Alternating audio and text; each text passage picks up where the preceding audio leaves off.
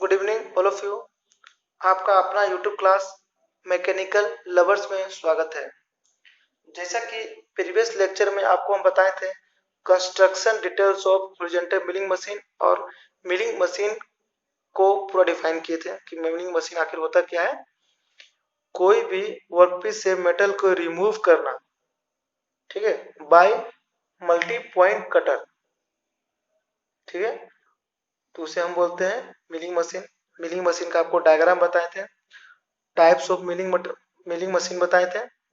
उसमें से एक टाइप था peripheral mill cutter. Peripheral mill cutter important इसलिए हो जाता है क्योंकि इससे ज्यादा सवाल पूछे जाते हैं। बहुत ज्यादा सवाल पेरिफेरल मिल कटर से ही पूछे जाते हैं, ठीक है। अब आप नोट कीजिए कि पेरिफेरल मिल कटर का मतलब क्या है। If cutting teeth are available on the periphery of circular teeth known as peripheral mill cutter. Simple है, कोई भी सर्कल है, सर्कल के पेरिफेरल में मतलब पेरीमीटर में अगर टीथ है तो उसे हम बोलेंगे पेरिफेरल मिल कटर। चलिए, तो सिंपल है। दो टाइप के होते हैं, एक होते हैं अप मिलिंग, एक होते हैं डाउन मिलिंग।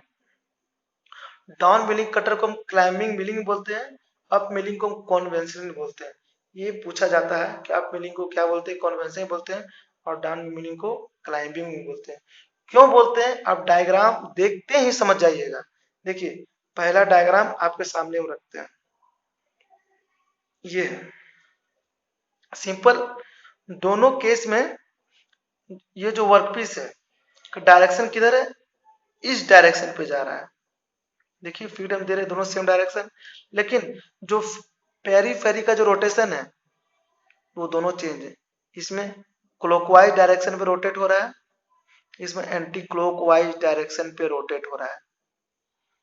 बस एक पॉइंट आप रखिएगा, जब ये एंटी क्लॉकवाइज डायरेक्शन पे रोटेट कर रहा है, मान लीजिए वर्कपीस यहाँ पॉइंट पर कांटेक्ट है, तो इसे क्या करने का, उठाने की कोशिश करेगा और इस पॉइंट में दबाने की कोशिश करेगा।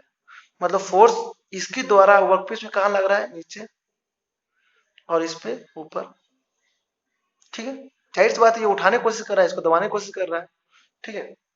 सिंपल कुछ कुछ पॉइंट है, आपको इस सारे पॉइंट्स याद रखने हैं। पहला क्या है, cutters and work piece are opposite to each other. Conventional case में क्या है, कटर और फीड अपोजिट डायरेक्शन मूव होते हैं, ठीक है। अपोजिट डायरेक्शन जहां हुआ तो क्या बोलेंगे, कन्वेंशनल। याद रखिएगा, ये क्वेश्चन आया हुआ है, ठीक है, ये क्वेश्चन आया हुआ है। और अगर सेम डायरेक्शन पे है, फीड भी सेम डायरेक्शन पे और पेरिफेरल कटर भी सेम डायरेक्शन पे, तो उसे हम क्या बोलेंगे, क्लाइंब मिलिंग या डाउन मिलिंग कटर बोलेंगे, ठीक है। अब देखिए, chip remove zero to maximum. Obviously बात है, चिप रिमूव कहाँ कैसे हो रहा है, पहले जीरो हो रहा है, उसके बाद मैक्सिमम होते जा रहा है, ठीक है। इस केस में देखिए, पहले मैक्सिमम था, मैक्सिमम काटते जा रहा है, उसके बाद जीरो, मैक्सिमम से जीरो, मैक्सिमम से जीरो कट हो रहा है, ठीक है। ये डिफरेंस है। Lift the work piece, obviously बात है, इस केस में आपको बताए थे कि फोर्स इसके द्वारा कैसा लग रहा है, अपवर्ड डायरेक्शन होती है। इसको वर्क पीस को क्या करना चाहेगा, लिफ्ट करना चाहेगा, इसमें पुश करना चाहेगा। तो ऑब्वियसली बात है, इस केस में हमें ज्यादा फोर्स का जरूरत पड़ेगा। जैसे मान लीजिए आप किसी, जैसे मान लीजिए एग्जाम्पल कि एक कुआं है, ठीक है, कुआं में एक आदमी गिरा हुआ है, इसको आप अगर रस्सी से खींचिएगा तो ज्यादा ताकत लगता है, ना कि नीचे उसे गिराने में, ठीक है। एग्जाम्पल समझ गए। अब देखिए, प्रॉपर क्लैंपिंग रिक्वायर्ड। ऑब्वियसली बात है, अगर वर्कपीस को अगर ऊपर उठाएगा तो हमें वर्कपीस में क्लैंपिंग प्रॉपर करना होगा।